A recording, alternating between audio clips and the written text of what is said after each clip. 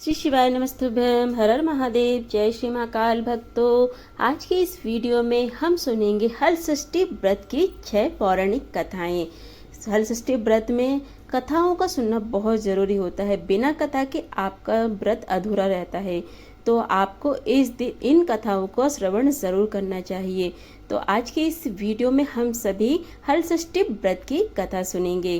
व्रत की कथा सुनने से पहले आपको पूरी 6 कथाएं सुनना होगा, जिसका विधान होता है।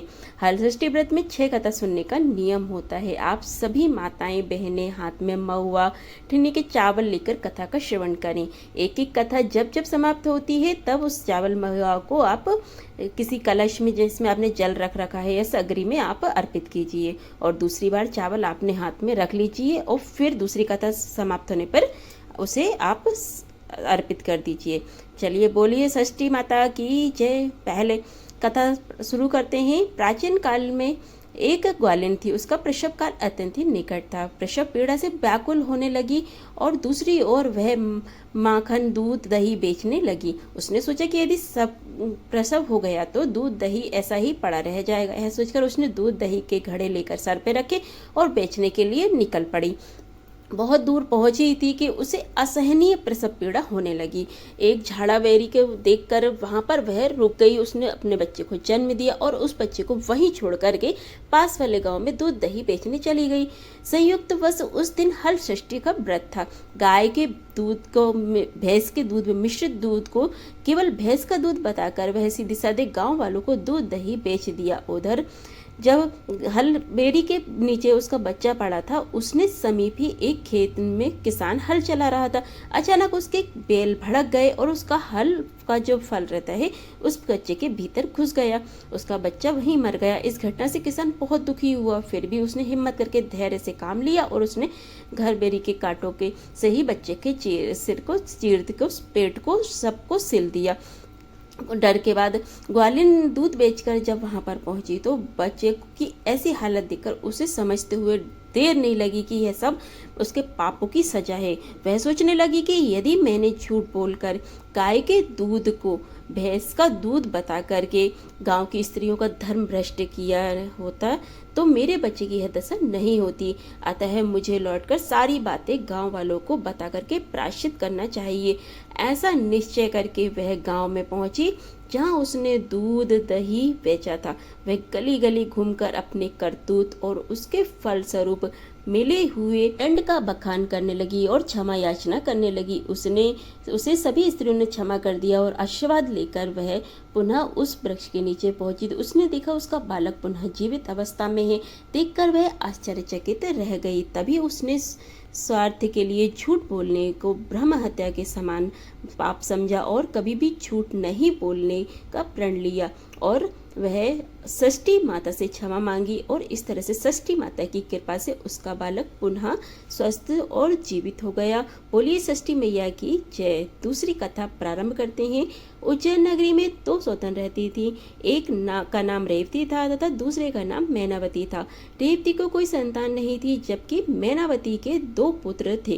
रेवती अपनी सौतन के बच्चों को देखकर हमेशा जलती रहती थी, उन्हें हमेशा मारने की सोचती रहती थी, उनके पुत्रों को जतन करती थी मारने का।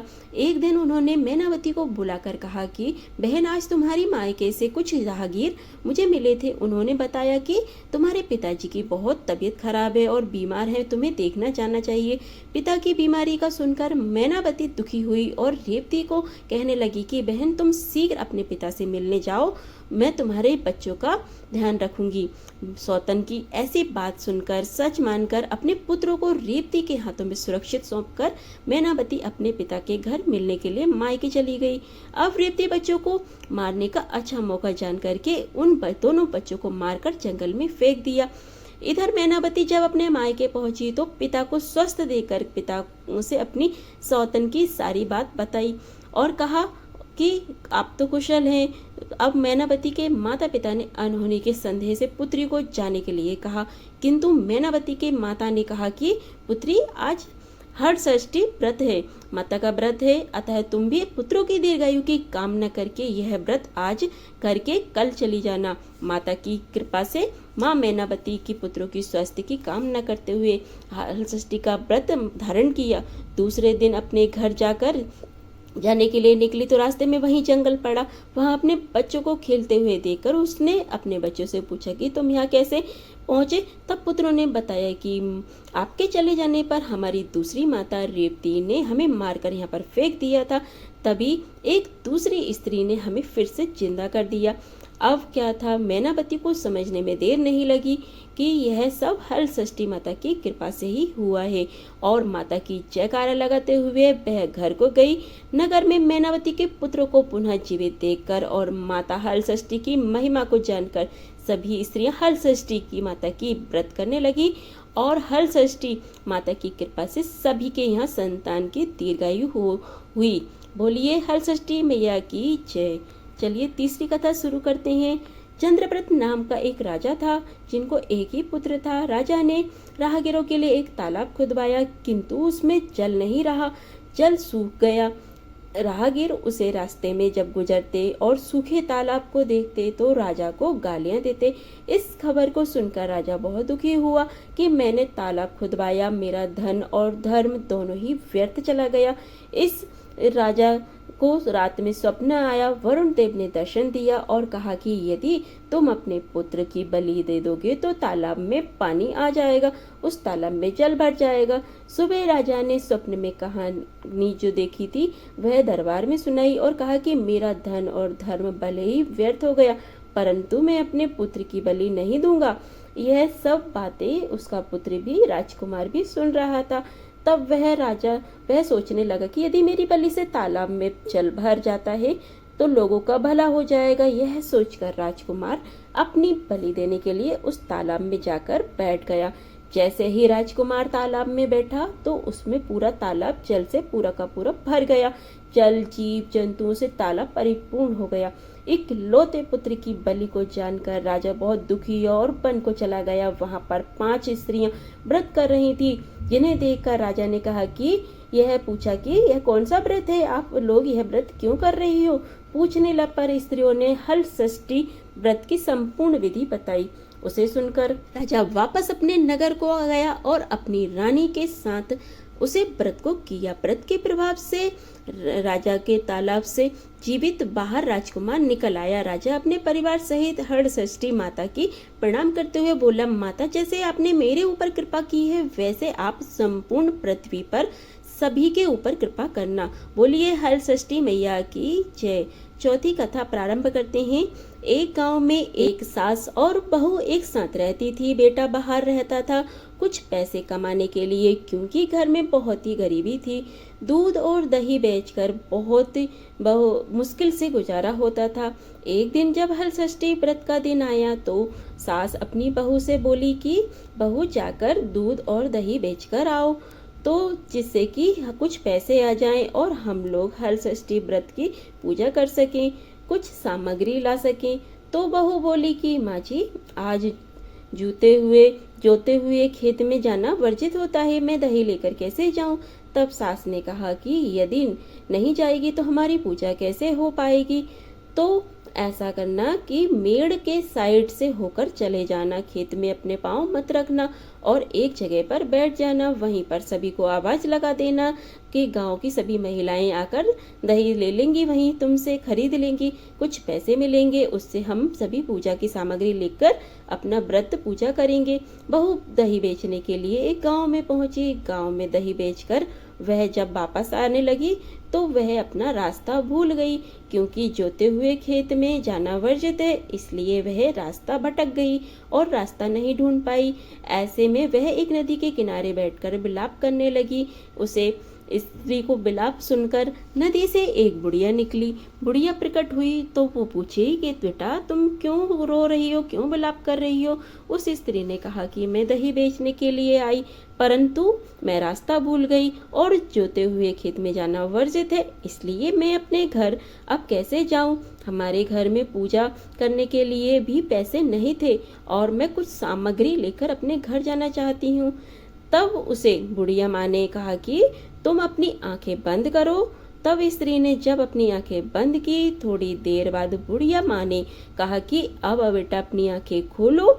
जब अपनी आंखें खोलो तो बुढ़िया ने उसे दही की जो मटकी थी उसे पकड़ते हुए बोली कि यह दही की मटकी लो और यह ले जा करके इसे पकड़ के अपने घर पर जाकर खोलना, और रास्ता मैं तुम्हें बताती हूँ, इस तरह से तुम चली जाना। वह स्त्री बुढ़िया माँ के प्रणाम करके अपने घर की ओर चली गई। घर पर जाकर पहुंची तो सास ने कहा कि कितने पैसे मिले। तब उसने सारी बातें बताई। उसके बाद बहू ने उस दही वाली मटकी को खोला।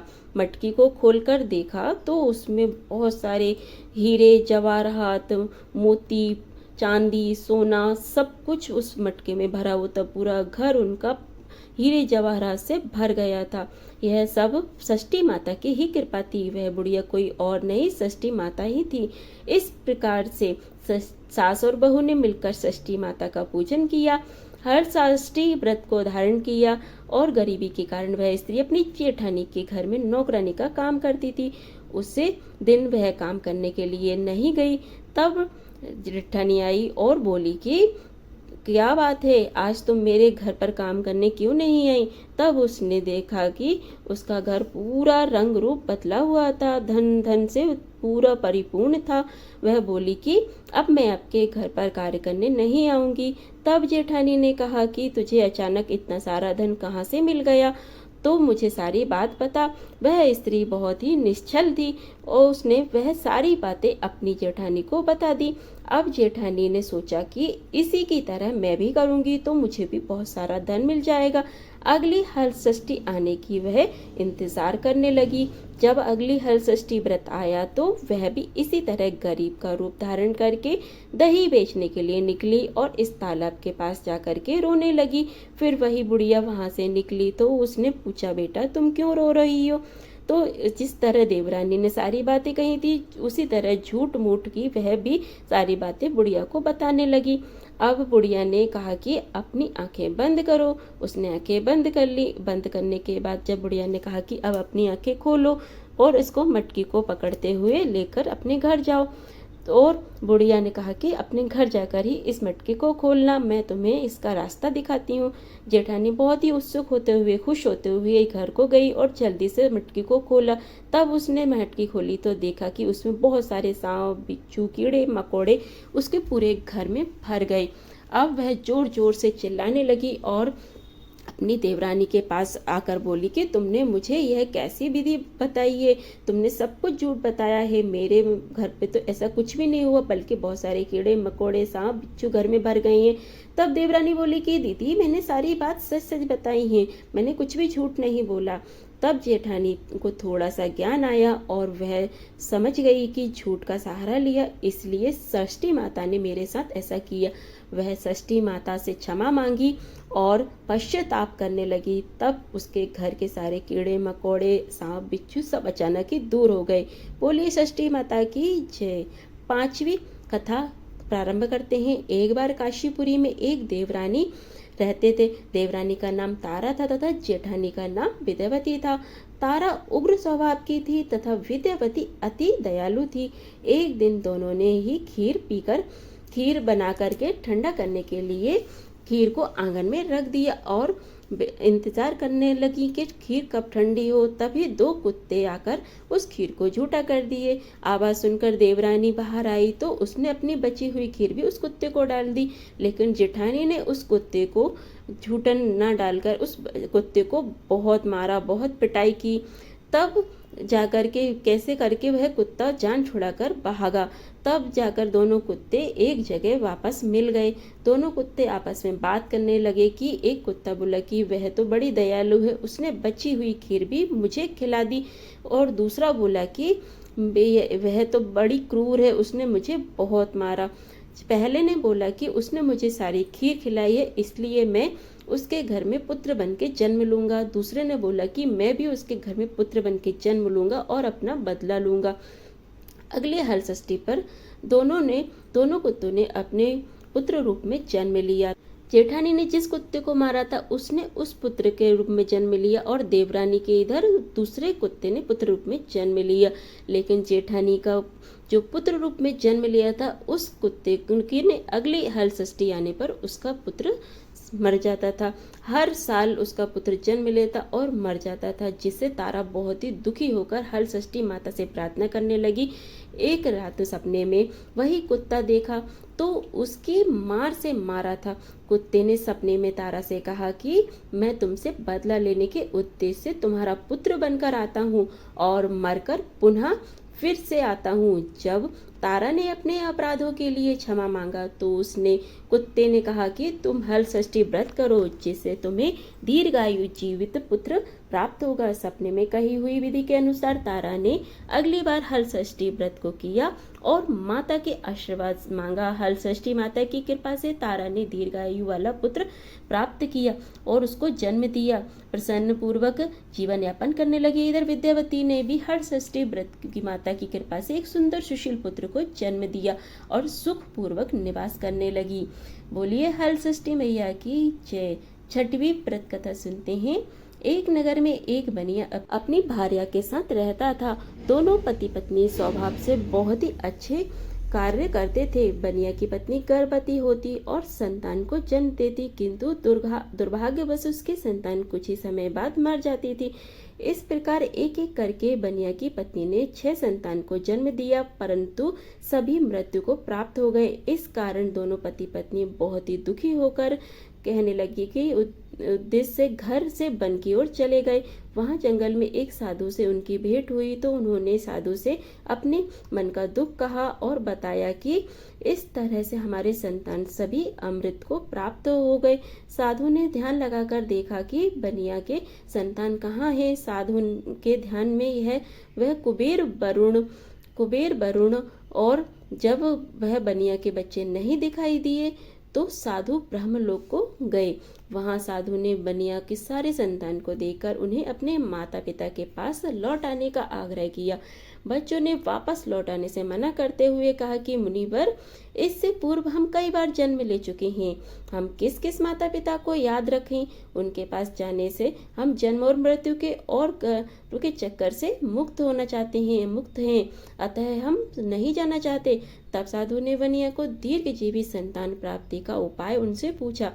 उन आत्माओं ने कहा कि यदि बनिया और उनकी पत्नी माता हल षष्ठी का व्रत रखकर पूजन करे, कथा का श्रवण करे, अपने पुत्र को व्रत के उपरांत जल से भीगा कपड़ा लगाए तो उनका वह पुत्र बालक दीर्घायु होगा।